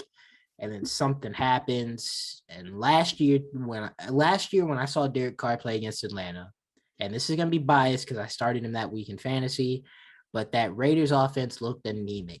And they had a terrible game against a terrible Atlanta defense. And I just thought to myself, how is this possible? The difference is Derek Carr looks comfortable throwing the deep ball again. He looks like he's willing to take risk again. Henry Ruggs and Brian Edwards have been decent performers, and they have these pieces around Darren Waller now where he can't be keyed in as easily. Obviously, Darren Waller is still the number one there. So I think to be determined, but unlike past seasons, they look more like contenders than they did in the past seasons. But I'm going to put them right 50-50 in the middle.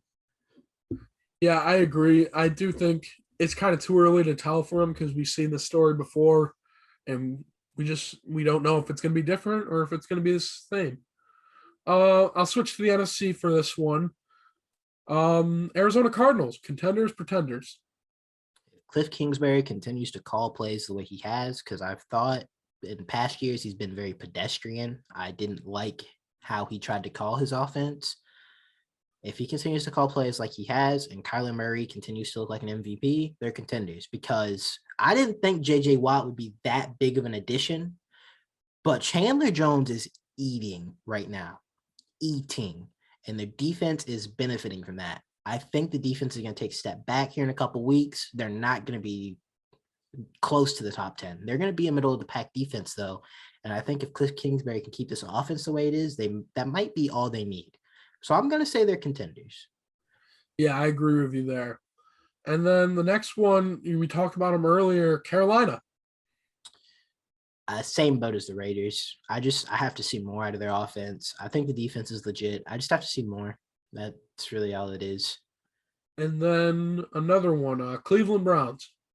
Cleveland's legit. They're definitely contenders. And then next one is Tennessee Titans. I'm not going to bet against them to not make the playoffs because they made it 2 seasons in a row. So I'll say they're contenders for the playoffs. I don't know if they're a Super Bowl team with the defense they have.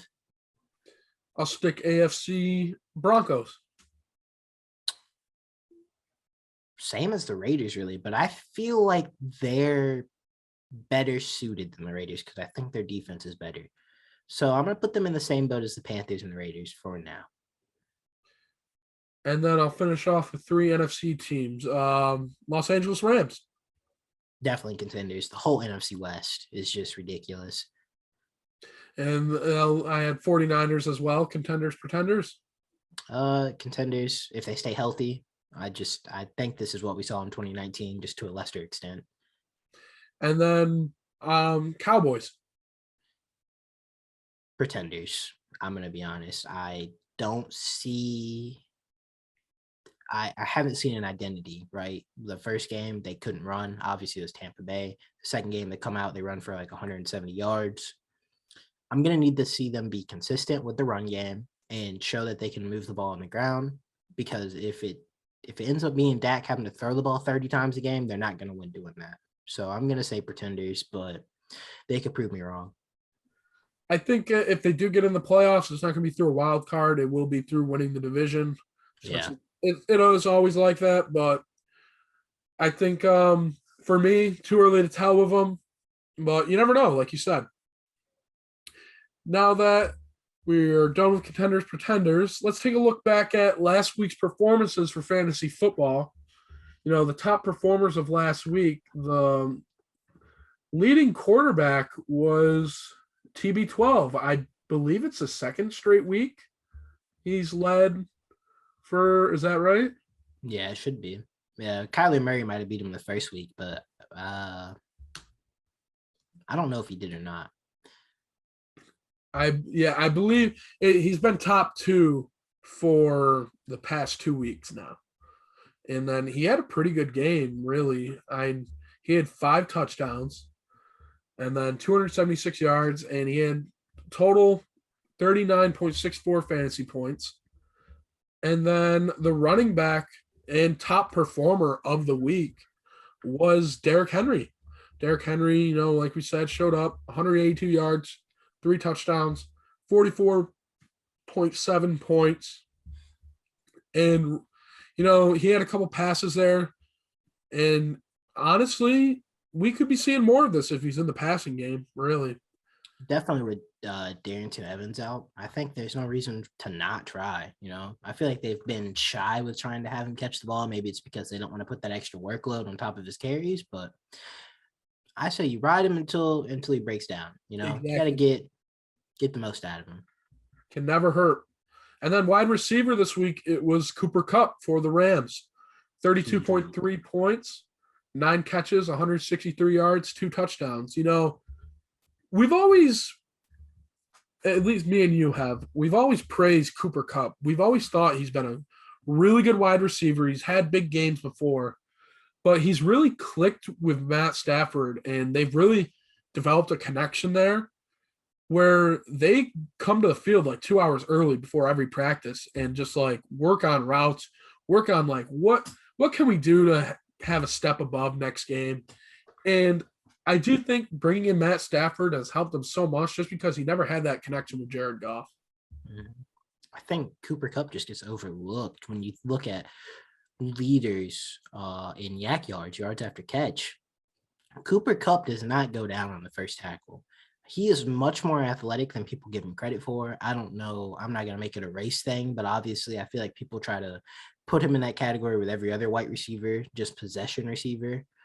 But he's legit. This guy is legitimately, he's on that threshold to where if he keeps it up, you might have to start talking about him being top 10 and not near 10, more near 5. Yeah, I definitely think with Matt Stafford there, he's going to have a lot of great games this year. And who knows, Matt Stafford, he could have good years to come. I think it's very capable. And then for tight end, it's Travis Kelce or Kels. Shock. Yeah, seven catches, 109 yards, and 1 touchdown. Kels has been the clear favorite tight end in fantasy this year. But after that week 1 performance from Darren Waller, I have him split in time between who's the best tight end per week is. Yeah, I could see that. And then defense, it was Buffalo. They just 6 sacks, 1 interception, 2 forced fumbles, no touchdowns allowed. It was a dominant win. Yeah, don't remind me. I played against them. I'm sorry, but good thing it's a new week. And for me to go 0-3. You don't know. You might be able to get your first win. Probably not. With the new week, it means another stardom sit-em. So, with that said, who are you starting for quarterback? Who would you start? Kyler Murray. If you're playing DFS, if you don't have Kyler Murray in your lineup, what are you doing? He's going to be the clear number 1. But for more of a mid-tier, I think you could start Matt Stafford against Tampa Bay. I really do. I think he's going to have a good game. So I would start Matt Stafford with confidence, but not putting him above Kyler Murray or many other quarterbacks, but that's just the 2 I highlighted. Yeah, for me, I picked a mid-tier one where like maybe you have him in your league, maybe you don't, where it's a toss-up. I went with Kirk Cousins. Cousins has scored at least 26 fantasy points in each of the first 2 games. And I think this matchup's going to be a shootout, like we said earlier, where he's going to have to find Jefferson and Thielen to get some points on the board. Yep. And then for running back, for me, we talked about him earlier. You said that he fumbled twice, but I think Tyson Williams, he's been the best running back so far for the Ravens. And he's had the most carries and touches, I want to say. And with a Detroit team who can't stop the run, I think he's in for a big outing. I had Tyson Williams as well, but I'm going to change mine just to give some diversity. and this is a surprise pick, but I'm going to say start Joe Mixon against Pittsburgh. It's not a matchup you usually want to pick against Pittsburgh, but I think due to the sheer volume that they are using Mixon, especially in the passing game, this could be a game where Joe Mixon just gets 26 carries and just grinds out a touchdown or two. So I'm going to start Joe Mixon.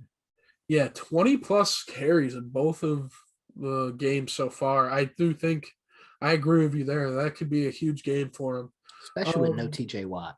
Yeah, and take advantage of that defense if you can. You don't see that very too often in Pittsburgh. For receiver, who'd you have? I start him this week. I'm gonna pick AJ Brown against Indianapolis. Mainly because he's on my team, but I think this is a bounce back week for AJ Brown. He just can't be worse than he was last week. So, and I think Indianapolis has struggled against the pass, like you said. So AJ Brown to bounce back. For a more sneaky play, if DeAndre Hopkins is out, Christian Kirk is a great play this week. People are going to pick up AJ Green. He's washed. He's toast. It's going to be the Christian Kirk, Rondell Moore show. So Christian Kirk against Jacksonville. For me, my receiver was Hollywood Brown. I'm sticking with that Ravens offense just because we've seen Deebo Samuel put up 33 points, Devontae Adams 20 points. And really, Hollywood Brown's taken, I think, a step in the right direction this year. He had a good game against the Raiders, caught a touchdown against Kansas City. And I think he's been more of a reliable target so far than Mark Andrews. I think teams are, Lamar used to love Mark Andrews. And I think teams have noticed that. And they're kind of like, hey, let's have him try to throw one of these receivers. And we know that Lamar Jackson doesn't have the best arm. So I also think it has to do with Mark Andrews being kind of a touchdown merchant at the tight end position. He got a lot of his points from scoring touchdowns. And now when they get in the red zone, teams aren't afraid of Tyson Williams in the red zone because of his fumbling problem. Also, he's just not a power back. And Latavius Murray is not a Mark Ingram or J.K. Dobbins, So they're keying in on Mark Andrews and taking away that play action tight end catch that Lamar loves to do in the jump throw or the 50-50 ball, right? The jump ball. So I think they're just keying in on Mark Andrews, like you said, especially in the red zone. yeah. And then we talk about Mark Andrews. Who do you have for your tight end for stardom? I'm gonna pick a sleeper, Austin Hooper. Stardom. Odell's back. I'm not expecting a huge game from him. Someone's got to catch the ball in Cleveland. Austin Hooper, even David Njoku might not be a terrible start this week. Yeah, though Austin Hooper was my number one. I do think Baker Mayfield didn't love him last year, but he definitely there's got to be a target in Cleveland, and why not one of the biggest receivers you got there? Yeah. So, but I will give another tight end one. I also had, Noah Fant as a tight end to start him just because he's been pretty solid with Teddy Two Gloves, really. And, the Jets defense, last week they faced Jonnu Smith and Hunter Henry, and they both did okay against him. I think Noah Fant, he's a faster guy, and I do think it's harder to bring him down. So I think he could have a good game for him. I agree. And then some players to leave on your bench this week. So maybe you win your games. Who would you not start at quarterback? Not starting at quarterback. I am not starting probably Matt Ryan. I think I haven't been thrilled with what I've seen. I just think it's going to be a sloppy game. I think I'm coming from the standpoint of people are going to expect that game to be higher scoring than it is. And I just don't see Matt Ryan going out there and putting up 20 plus fantasy points this week. I just don't. I think it's just going to be one of those sloppy, 17-10 games. It's going to be an ugly game. Yeah, I do think, Matt Ryan, he's been in the wrong direction for fantasy points the past couple of years. And like you said, it could be a sloppy game. For me, I'm taking Joe Burrow just because, he does struggle sometimes and he is coming off the knee injury. I know he looked good against Minnesota, but I do think Pittsburgh's defense, while injured still, does look better or can look the same as Chicago. I do think if they do get this win, it's going to be a grit and grind game where, like you said, Joe Mixon's going to take over and get some carries. So I think that's the reason why I went with Burrow. And then for running back, who'd you have this week? I'm not starting. My next two picks for running back and wide receiver, I'll do them both. The entire Miami offense, fade the running backs, fade the wide receivers. This is going to be a very bad game for anybody that owns them. Yeah, that's my tight end sit-em is Mike Gesicki, just because he's been a no-show in that offense. I don't even know why, just because he is a good tight end when used. They don't run plays for him. Yep. But my running back was Jamal Williams. His production will probably end up somewhere between the first two outings against Green Bay and San Fran, but he's facing a pretty good run defense in Baltimore. And if you do have to start him, he's low end flex at best. I just don't see him being able to put up the yards that he has been, just because, he's a ground and pound back, and I just don't see it happening in Baltimore. And for wide receiver, like you said, any Miami ones? Yeah, any Miami one. If I had to give another one, it would probably be, don't try to bet on like James Washington with Deontay Johnson out, or betting on Tyler Boyd. Like, Tyler Boyd will have a decent game, but let me take that back. I would start Tyler Boyd, but definitely James Washington. I wouldn't bet on trying to pick up a Pittsburgh wide receiver this week with Deontay Johnson out. It's just going to be Claypool and Juju. My wide receiver, he had a lot of high praise of being a sleeper this year, and I do think week 1 he had a great week. Week 2, he had Zach Wilson as his quarterback. So Corey Davis, he's facing a fantastic secondary in Denver. And I don't know if Zach Wilson's going to have much time to connect with Davis downfield like he did in Carolina. So with that said, I do think if you're going to bench the sleeper in the fantasy league, Corey Davis, this is the week to bench him. And then I said Mike Gesicki for tight end. Who do you have for tight end? I am fading George Kittle. I know you're not going to sit him because he's George Kittle, and he might have a good game, but I legitimately think that the 49ers are just going to have such a dominant run game that it's going to be one of those George Kittle weeks where he just blocks the entire time. So obviously you can't sit George Kittle, but if I will say the last time they met in the regular season, George Kittle did have a big touchdown. He did. Could we see another one of those games where like Kittle's not getting a lot of catches, but he does make that one big play, and who knows, that he can get 10 points right there, and that's really all you need on a tight end. Yeah, I mean, for sure. I'm not. Well, I guess it's not a sit him, right? One's sitting George Kittle, so I would say start him, but lower expectations. Yeah. This could be definitely a game. Don't go in saying, "Oh, he might have a 20-point game." This could be a game where he blocks 90% of the time, depending on how good the run game looks. And I would say lower expectations for George Kittle to around 10 to 12 points. Yeah, and you know what? That's great for really any other tight end in the league besides Waller and Kels, just because, it's hard to come up with sit-ems for tight end just because you just don't want to start any of them. after like the top 3, it's like, who's going to have the most red zone targets? And I'll give a legitimate sit-em. Eric Ebron out of Pittsburgh. Sit-em. Pat Fryermuth is coming. The Muth is Luth. All right. He's coming. I don't know when he'll finally take over for sure, but he's looked outstanding. He's looked good in pass pro. He's looked good in run block. He is much better than Eric Ebron all around. Eric Ebron might be the better receiver right now, but Eric Ebron is not a great blocker. So I would not start Eric Ebron with any confidence. To be honest, I don't know how Eric Ebron's still in the league. He's awful in Detroit, had one good season in Indy, and then Pittsburgh's like, yeah, we'll throw to you about like maybe once every 3 weeks. So I do think you're right there. To be honest, if someone has him in fantasy, is it a 14-team league? It might be. I mean, my tight end position's looking rough. So no hate there. Hey, you're turning things around. Don't worry. It's early. It's early. But let's switch over to the baseball world. And right now, the biggest thing in baseball is that AL wild card. You know, Red Sox, Yankees are playing right now. Yankees had a dominating win last night, and they face off against Boston for 2 more.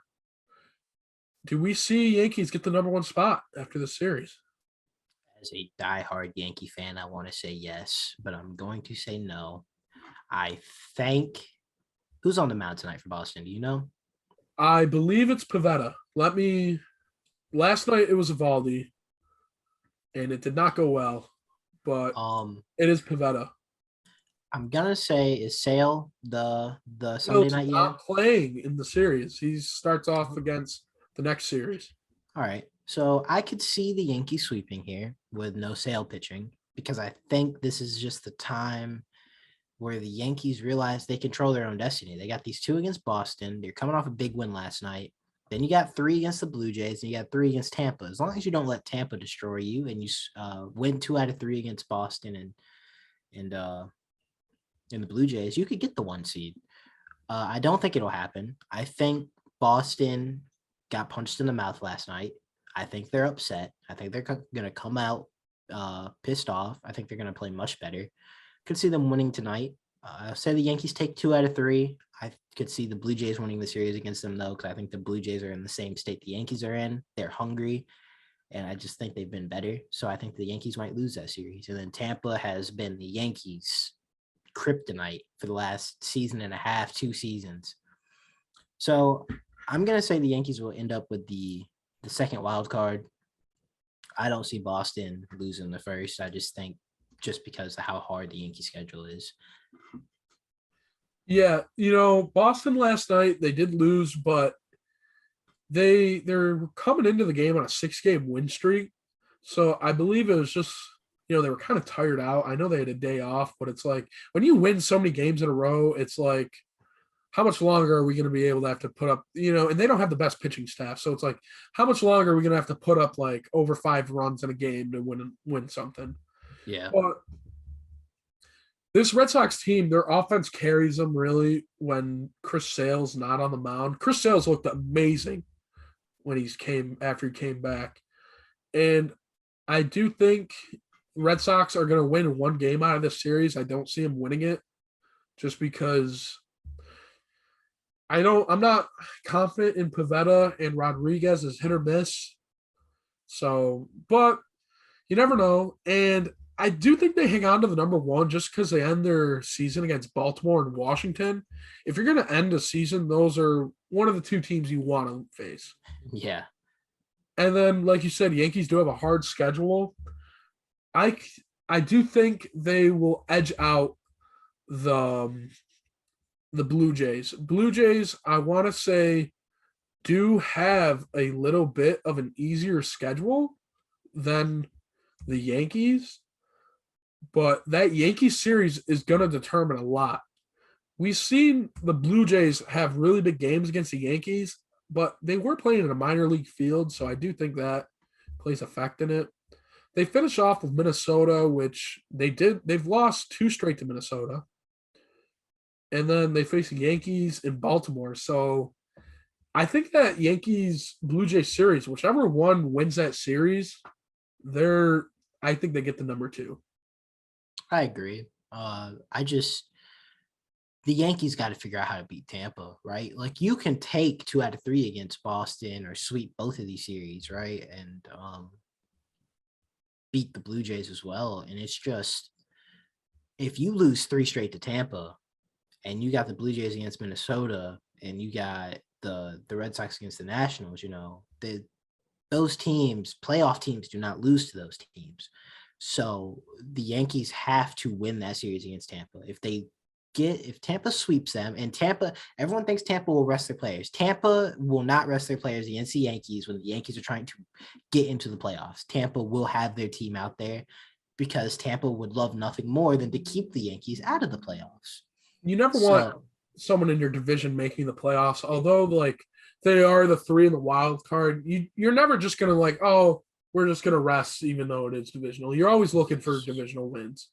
So I just if the Yankees get swept by Tampa, they'll not make playoffs. If they can take 2 out of 3 against Tampa, they will be the 2 seed. And then, we were talking about Tampa, something this week you don't see too often is Kevin Kiermaier for the Rays picked up a pitching data sheet from the Blue Jays catcher on a play where it fell out of his Evo shield. I don't know how exactly it fell out. And he picked it up and brought it to the dugout.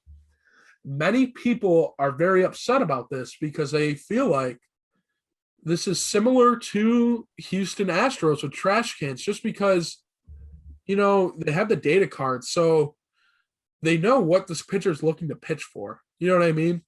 Mm-hmm. So do you think there should be any consequences for Kiermaier for doing that? No. I mean, I've seen guys when they get on first base, pull the first baseman's data card out of his back pocket and make a joke about it, haha.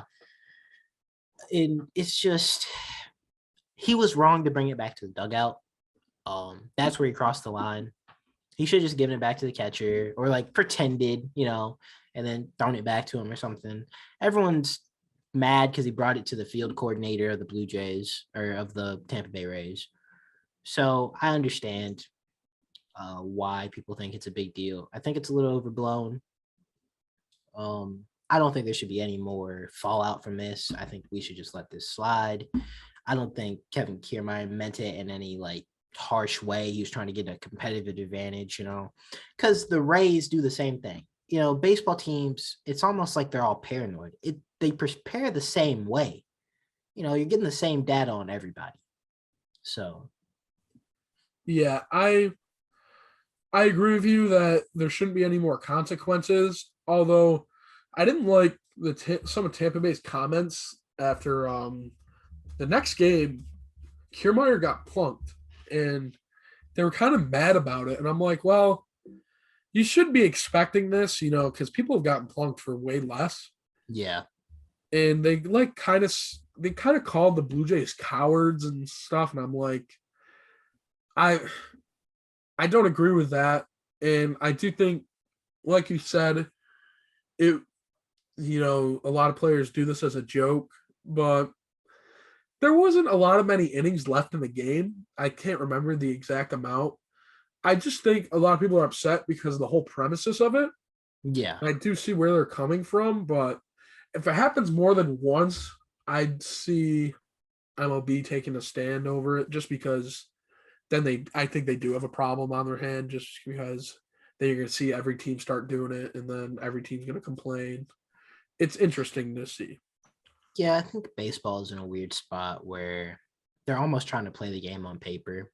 There's so many advanced analytics, and it's like that for every sport. But when you get into baseball, you take an average baseball fan, right?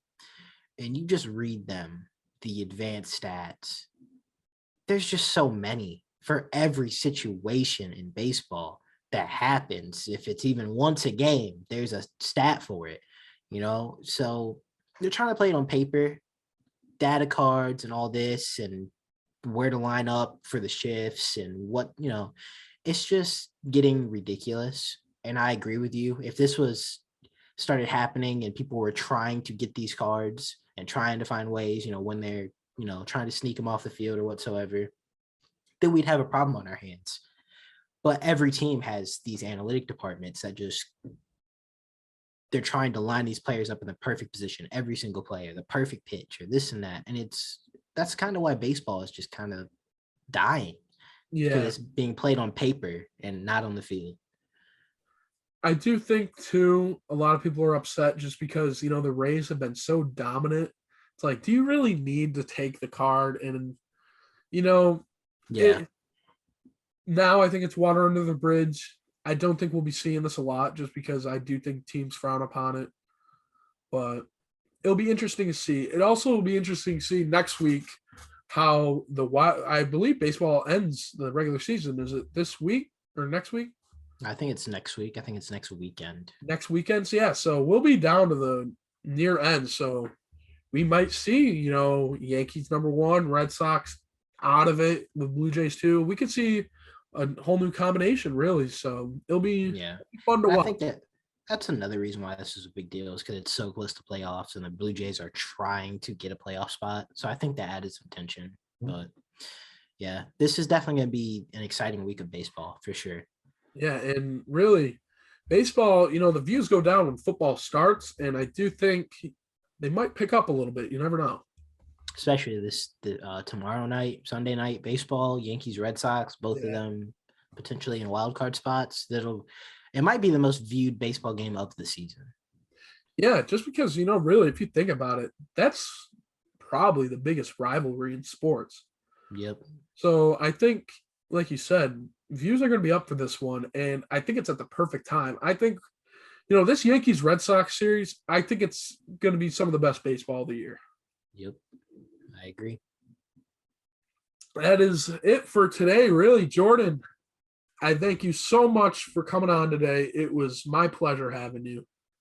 I love being here, man. We should do this again sometime. I ain't got nothing going on in my free time, so I got plenty of time to talk sports. It's my passion. We'll definitely see you down the road again here on the Locker Room. That is all for today, folks. Thank you for joining us for another episode of the Locker Room. I'm your host, Thomas Tellerino, alongside my co-host today, Jordan Navarro. We wish you a wonderful day.